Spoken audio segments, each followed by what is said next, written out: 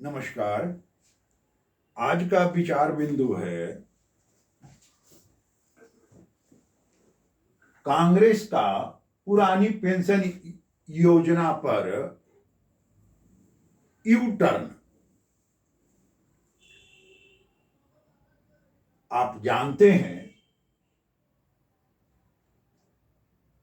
2003 में अटल जी की सरकार में पुरानी पेंशन योजना जो थी उसको रोक दिया गया और नई पेंशन योजना लागू किया गया। उसके बाद चार के बाद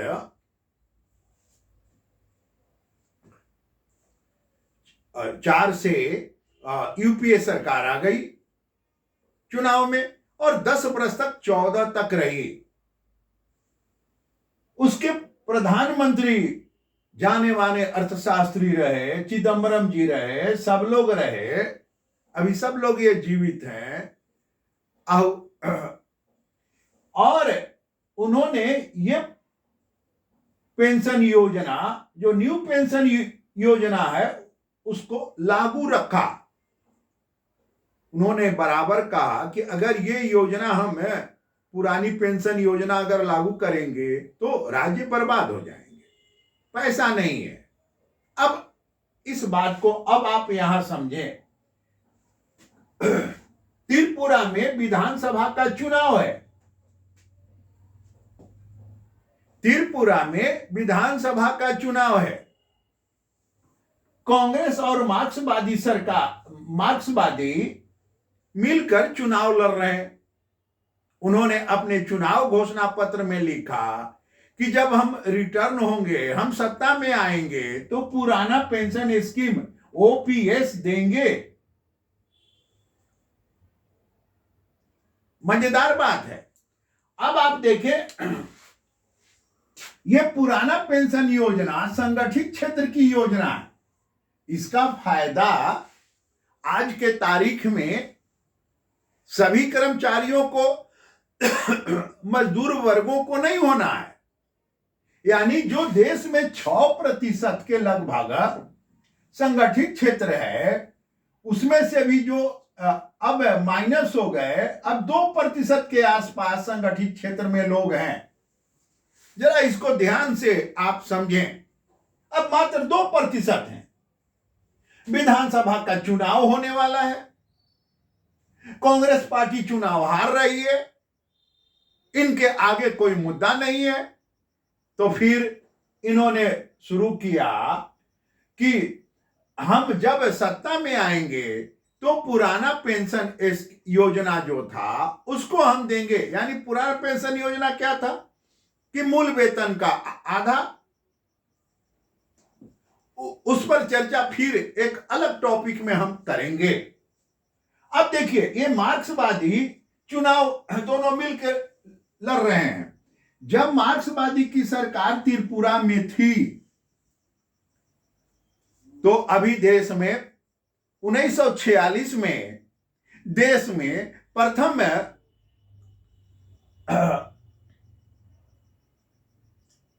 मजदूरों के लिए लेबर कमीशन बना था। यानी मजदूरों के मजदूरी निर्धारित करने के लिए उद्योगों को बना था और अभी तक 7 बार लागू हो चुका है। लेकिन त्रिपुरा में मार्क्सवादी सरकार होने के बावजूद ये भी बीच में रहे, वहां 6ठा 7वां वेतन आयोग भी लागू नहीं हुआ था।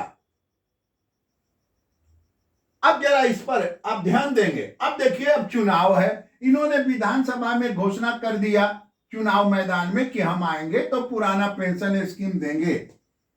अगले इसके पहले भी हम इस विचार बिंदु पर आपको बताए हैं। इनके कांग्रेस के जो अर्थशास्त्री थे डॉक्टर आहूवालिया जी, वो भी बोल चुके हैं कि ये योजना देश के लिए खतरनाक है, पुस्तक विमोचन में। यानी पुरानी पेंशन जो है वो अगर योजना चलेगी तो देश के लिए खतरनाक है। आगे देखें इनके चुनाव घोषणा पत्र में और क्या है कि 150 यूनिट हम बिजली फ्री देंगे। चलिए 150 यूनिट बिजली हम फ्री देंगे। अब बात यहां समझे इन नेताओं को कि इसी तरह का घोषणा करके अब उसके बाद आगे देखें, ये हम फ्री में देंगे, ये दोनों चीज ये फ्री में देंगे। आगे क्या होगा? अब ये जो नेता लोग हैं गलत बयानबाजी करते हैं और एक बहुत मार्केबल बात है, विषय बनता है इंडस्ट्रियल रिलेशन में या रिलेशन में कहें कि घर और परिवार में 20 बरस के से 25 बरस होते होते परिवार में घर में व्यक्ति बदल जाता है, यानी यंग जनरेशन आ गया, जनरेशन गैप जिसको आप कहते हैं, वो नया जनरेशन आ गया, उसके समक्ष ये विषय नहीं रहा। अब उसको बहुत याद है नहीं, और याद है नहीं तो पुरानी पेंशन स्कीम पर अब इन्होंने भाषण दिया कि हाँ हम देंगे। 2003 में ट्रेड यूनियन के नेता जो लोग थे उस समय देश में 1948 से इन तक एक मान्यता प्राप्त यूनियन के रूप में ही जन्म लिया है। इंटक ये कांग्रेस का संगठन है, मान्यता प्राप्त यूनियन है, और ये यूनियन इंटक को बाजाबता कैबिनेट ने ही मान्यता दे दिया। ये बहुत बड़ा विषय है। अब ये मान्यता प्राप्त यूनियन है। 2003 में ये यूनियन वाले थे, सभी संगठित यूनियन वाले 2003 में थे। क्यों नहीं उस दिन इन्होंने विरोध किया? इनको विरोध करना चाहिए था कि ये योजना लागू नहीं होगी। हाँ, कर्मचारियों में मरमरिंग था। और 2003 में जो अटल जी ने ये योजना लागू की है, एनपीएस न्यू पेंशन स्कीम, जिसमें बहुत कम पैसा मिलता है, लागू करने का परिणाम क्या हुआ? दिल्ली का 7 लोकसभा सीट वो चुनाव हार गए। मित्रों, आज मैं इस टॉपिक को इसलिए ले आया हूं कि आने वाले दिन में श्रम क्षेत्र में, श्रम एवं समाज कल्याण के क्षेत्र में, उद्योग धंधों में ये विषय ओल्ड पेंशन स्कीम बहुत औद्योगिक संरचना में उद्योग के ऊपर प्रभाव डालेगा। अब देखिए 2003 में ये जब लागू हुआ तो इंटक के, एटक के, C2 के ये जितने नेता थे, कोई बहुत बड़ा विरोध नहीं किए, उद्योग जाम नहीं किए, रेल ट्रेन बंद नहीं किए। इसलिए नहीं, ये इंटक के लोग और ये समाजवादी ट्रेड यूनियन आज रेल में 12 लाख से अधिक अस्थायी कर्मचारी आज भी हैं। लेकिन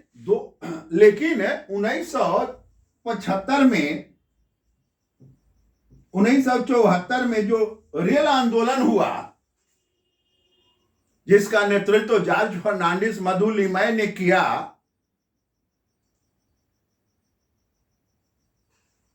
और उसमें जो इंदिरा जी की सरकार थी, और जो रेल के मजदूरों को उन्होंने पिटाई किया, उसके बाद से ये नेता इंटक के, C2 के जो नेता जो उस समय थे, जो पीटे गए, पकड़े गए, नौकरी से बर्खास्त हुए, अन्य लोग बीएमएस के भी लोग बर्खास्त हुए। उस समय बीएमएस मैदान में आ गया था। जो बर्खास्त हुए फिर लौटे नहीं। 74 और 75 आते आते, 74 आते के बाद 75 में आपातकाल लागू हो गया देश में। उस इसका प्रभाव ये रहा, ये जो कांग्रेस ने पीटा उनको बोनस के मुद्दे पर, इन लोगों का मांग था कि बोनस देंगे। आज वही कांग्रेस जब यहां सत्ता में रही तो फिर नहीं बोला, और अब पुनः इनका चुनाव घोषणा पत्र में ये आ गया। यानी बीजेपी प्लस यूपीए कांग्रेस की सरकार रही 2003 से 2014 तक, तो न्यू पेंशन स्कीम पर उनका कुछ नहीं आया। बजाता वो कहते रहे सरदार जी कि हाँ ये सही है, पैसा क्या पेड़ में फलता है, अब पैसा क्या पेड़ में फलेगा, आपने कैसे घोषणा किया। एक चीज और बता रहा हूं, बहुत मार्केबल बात है। 70 से 80 तक का जो दशक हुआ इस देश में, 70 में इंदिरा कमजोर हो गई, इनके पार्टी में टूट हो गया, और 70-71 के में इन्होंने इंदिरा गांधी को वामपंथियों ने सपोर्ट किया। वामपंथियों ने सपोर्ट किया, सपोर्ट करने के बाद इन्होंने बजाता सरकारीकरण किया। उद्योगों का सरकारीकरण हुआ, बैंकों का सरकारीकरण हुआ, कोयला खदान का सरकारीकरण हुआ। और क्लास में हम लोग उस समय बच्चे के रूप में 74 में मैट्रिक पास करके आ गए, तो क्लास में बीएन कॉलेज में पढ़ाया जाने लगा कि औद्योगिकरण, रोजगार के वृद्धि के लिए, बेरोजगारी दूर करने के लिए एक ही तरीका है, सरकारीकरण। अब यह बात समझे। और 90 से जब हम लोग एज ए विद्यार्थी शिक्षक के रूप में आए, तो 90 से सरकार इन्हीं की थी, चिदम्बरम साहब, मनमोहन जी, और इन्होंने पढ़वाना शुरू किया कि बेरोजगारी, अनएम्प्लॉयमेंट को दूर करने का तरीका है उदारीकरण। आप समझिए कि सरकारीकरण या उदारीकरण, ये चेंज कैसे 20 वर्ष में हो जा रहा है भाई। यानी आप समझे। अब आप यहां से देखें, 70 से 80 तक का जो दशक हुआ, इसमें भारत के उद्योग धंधे बहुत सरकारी हुए। कोयला, बैंक, सारा चीज सरकारीकरण। और इस दरमियान ट्रेड यूनियन के जो इंटरकेटक के जो नेता थे, जो मान्यता प्राप्त नेता थे, उनके लिए ये राम राज्य का कालखंड था। ये सारे इंटरकेटक के लोग एमएलए, एमपी, मिनिस्टर, बिहार के मुख्यमंत्री सब बने, यानी जम के ये राजा रहे। और सरकारीकरण के बाद 80 के बाद इंदिरा जी की इंदिरा जी ही ने 1984 में एक पत्र लिखा सभी राज्य सरकारों को, सभी विभागों को, चूंकि पूरे देश में उन्हीं का शासन था अधिक जगह, 2-4 जगह बंगाल को छोड़कर, तो सभी जगह चिट्ठी लिखा कि रोजगार में जो परमानेंट कर्मचारी हैं उनके अवकाश प्राप्ति के बाद भर्ती ना करें। तो देश में एक नया दौर शुरू हुआ, ठेका पर, कॉन्ट्रैक्ट में, कैजुअल। उसके बाद इस समय एक नया शब्द आ रहा है, scheme worker, fix term employment, और औद्योगिक उद्योग जगत में एक और टर्म है फायर और हायर। हायर कीजिए, फायर कीजिए, खदेड़ दीजिए, ये सारा टर्म चल रहा है। तो यहां भी इनके लिए राम राज था। तो उन्होंने लिखा कि 84 में कि कृपया आप अस्थायी जो पद पर व्यक्ति रिटायर कर रहे हैं तो उस जगह पर भर्ती न करें। और शुरू हो गया कॉन्ट्रैक्ट का जमाना, नौकरी में अस्थिरता, यानी वो पद रिक्त हुआ। उसके बाद बिहार में भी भारत सरकार भी वो पद रिक्त करती थी और वो पद को बिहार सरकार भी समाप्त कर देती है। शिक्षा जगत में बिहार सरकार ने समूचा पद अवकाश प्राप्त किए, पद समाप्त हो गया। यानी बिहार में अभी आपको एक उदाहरण दे रहे हैं, बिहार में दो तरह के टीचर हैं, एक सरकारी टीचर और एक नियोजित सर। देखिए जरा शब्द का अर्थ समझिए, ये सरकारी स्कूल में टीचर हैं लेकिन सरकारी नहीं है। बजाता सुप्रीम कोर्ट में भी गए और वहां से भी इन्होंने कहा कि नहीं नहीं ये सरकारी टीचर नहीं है, सरकारी स्कूल में टीचर है और इनका नियोजन स्थान है आगे है। ये नेताओं का अपना ड्रामा चलता है, तो इनके लिए ये राम राज्य था। यानी ये पूरा जो न्यू पेंशन स्कीम के लिए औद्योगिक जगत, देश की अर्थव्यवस्था खराब होगा। यानी मैंने आपको बताया कि 2% संगठित क्षेत्र का ये ड्रामा होगा। उसके बाद ये रामराज मैंने बताया, भारतीय मजदूर संघ का एक शोधकर्ता होने के नाते दंतोपंत जी का बहुत पुस्तक पढ़ने का, उनका मार्गदर्शन में उनका संभाषण सुनने का मौका मिला। तो उन्होंने सप्त कर्म में लिखा, इस पुस्तक में लिखा कि इंटक के लोग जब 77 में सरकार बन गई मोरारजी भाई की, तो लोग दंतोपंत जी के पास आए और उन्होंने कहा कि श्रीमान हम अब आप हमको बीएमएस में ज्वाइन करा लीजिए। तो इन्होंने कहा आप तो इंटक के हो, इंदिरा बहन के साथ काम करते हो, वहीं रहो। तो नहीं, हम सत्ता के हैं, जहां सत्ता वहां हम लोग, जहां सत्ता समाप्त वहां हम लोग नहीं। बजाता है ये बात दंतोपंत जी अपने भाषण में, अपने पुस्तकों में बहुत जगह, मेरा भी ये सौभाग्य रहा है 5-6 बार मिलने का, उनका आशीर्वाद मिला है, ये विषय हमेशा आया। अभी आप एक उदाहरण और आपको दे रहे हैं, शिक्षा मित्र। ये शिक्षा मित्र कांग्रेस के ही लोग 150 रुपया में मध्य प्रदेश से शुरू किए, बाबू दिग्विजय सिंह जी। बिहार में लालू प्रसाद जी ने शुरू किया और 1500 रुपया ये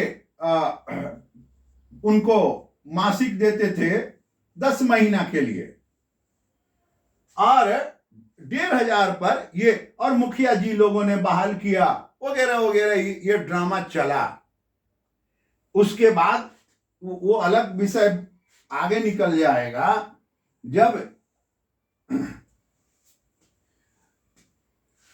आज के महाधिवक्ता बिहार के शाही जी जब शिक्षा मंत्री बिहार के थे, तब उन्होंने इन शिक्षकों के लिए बहुत काम नहीं किया। लेकिन जब चुनाव में मोदी जी की सरकार आ गई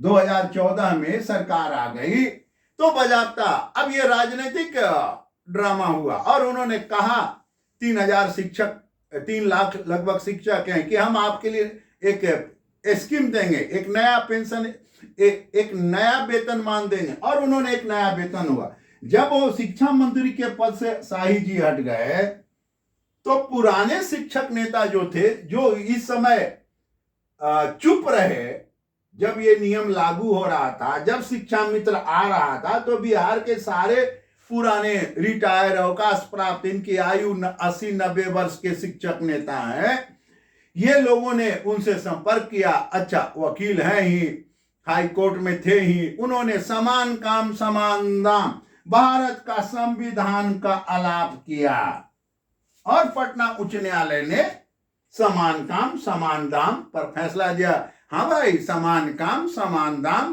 होना चाहिए, बड़ी अच्छी बात है।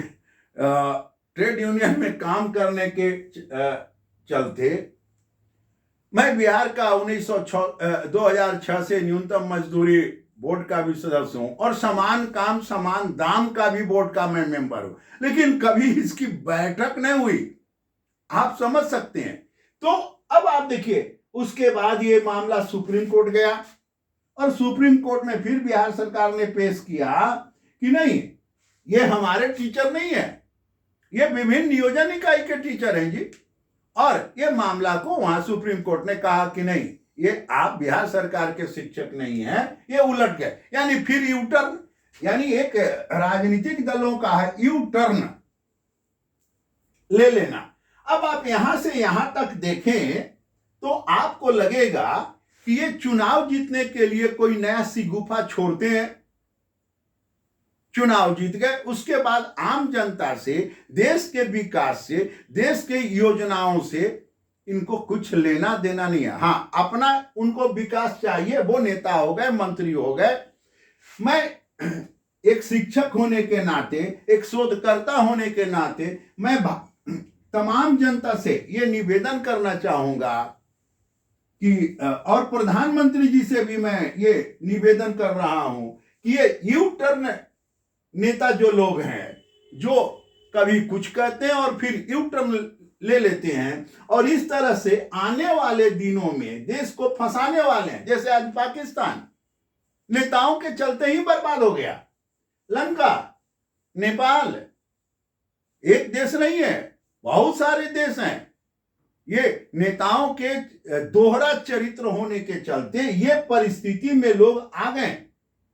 तो मैं भारत के प्रधानमंत्री जी से अनुरोध करता हूं कि ये गलत बयान करने वाले और यू टर्न लेने वाले वो अपने तरह का अराजकता वाला चुनाव घोषणा पत्र जारी करने पर भी इस देश में कानून बने और ऐसे नेताओं पर आर्थिक अपराध में केस होना चाहिए जो कि आम जनता को भटकाते हैं।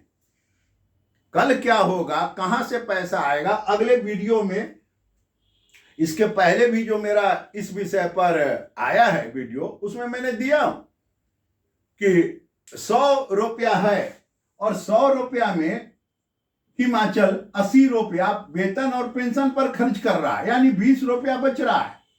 कैसे चलेगा?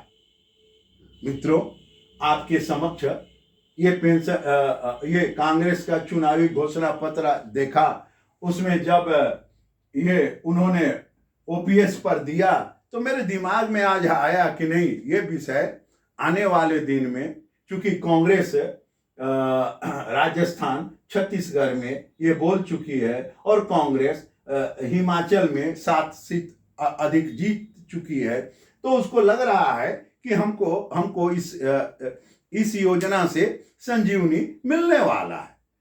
यानी देश के अर्थव्यवस्था से उसको ये राजनीतिक दल को कुछ नहीं लेने वाला है। आपके बीच में रख रहा हूं कि आप निर्णय करें। आने वाले दिन में श्रम समाचार में ये विषय बना रहेगा। नमस्कार।